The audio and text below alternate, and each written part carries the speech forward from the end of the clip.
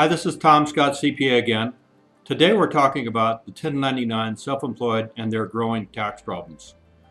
This is a subject I deal with all the time in my practice with new clients and existing clients.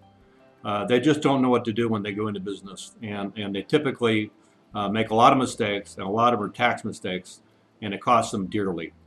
So if you're interested in this subject and have any questions, just reach out to me and look for me. I can create some more videos on this subject and help a broader audience. Before we begin, I want to draw your attention to two buttons on my blog. Click here for a free tax relief consultation, or click here to view my tax resource library.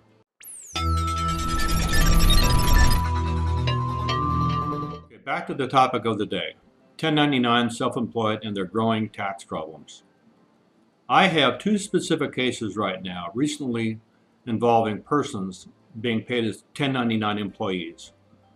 While by definition a person getting paid as an independent contractor, such as a realtor, is self-employed, many employers try to pay their employees as independent contractors to selfishly save the high costs of payroll taxes, workers' compensation, insurance, and benefits. This creates serious tax problems for the 1099 employees, as in almost all cases, they don't understand the IRS self-employment tax, federal and state tax responsibility and cost, as well as insurance and other costs they are agreeing to pick up. Many times, the unsuspecting 1099 employee is lured into this evil nest by the prospect of higher earnings than as a regular employee. Many times, the prospect of being able to work for more than one employer is attractive to raise their income and independence. Many times, the industry by nature, such as realtors, promotes and endures with 1099 employees. Being self-employed has the huge cost and responsibility of paying 15.3% self-employment tax on profits. They must also put aside estimated tax payments for this cost, as well as their federal and state income tax.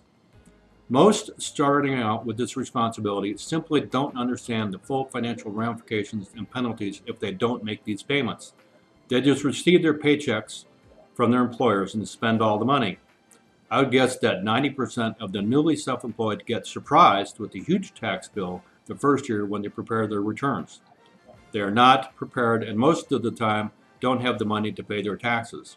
This begins a terrible and terrifying pattern of not paying, getting an installment agreement with the IRS for last year's taxes, not paying their current year taxes, getting behind on their installment agreements, etc., as they simply don't have the money and don't want to compromise their personal lifestyle spending.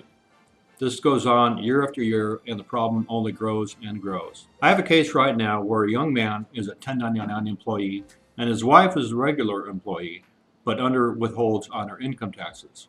They're accruing close to $10,000 each year for the past 5 years, and the debt is now about $50,000. They are now in the middle of getting divorced and are still faced with this huge tax problem. The only resolution is to sell their home, use the proceeds to pay part of their taxes, and either getting an installment agreement for the remainder or trying to do an offer and compromise to get the debt down to something more manageable. He is still a 1099 employee, but has the prospect of becoming a regular employee at lesser pay. I am helping him sort this prospect out by demonstrating that this offer of lesser pay is really not lesser pay after transferring the self-employment tax and tax withholding discipline to his employer from himself. The question is, when does a new self-employed person consult with a tax advisor or other advisor? Well, the answer is at the very beginning. Hopefully they are perceptive enough to understand that when they're not a regular employee, which they probably have been in the past, that they've got to take care of taxes somehow and find somebody to consult with. Any delay will cause some problems, so it's best to start right off the bat. What young people and the chronically 1099 employees need is an advisor to help them sort all this out and not get into trouble, stay out of trouble, and look toward their personal financial prosperity going forward. Last year, I spoke at a real estate company office meeting about this subject. Many in the group had good questions, many have had these problems, and some expressed that they wish someone had informed them of these tax responsibilities beforehand.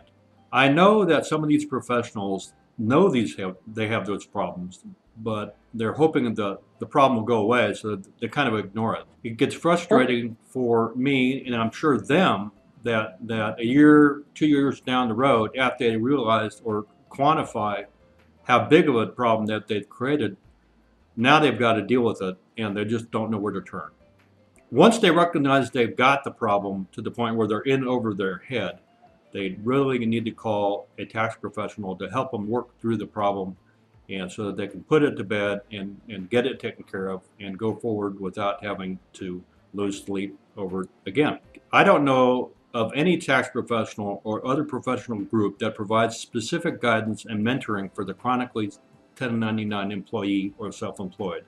Sometimes a tax advisor provides its service if asked, and when the problem begins, most of the time this does not happen. Call me if you have this problem, and perhaps I can guide you, or I can make some more videos that we can post to this blog.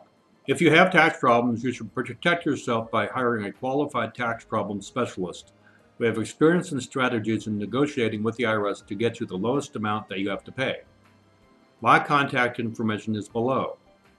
If you have a tax problem or know someone with a tax problem, please share this video or contact me.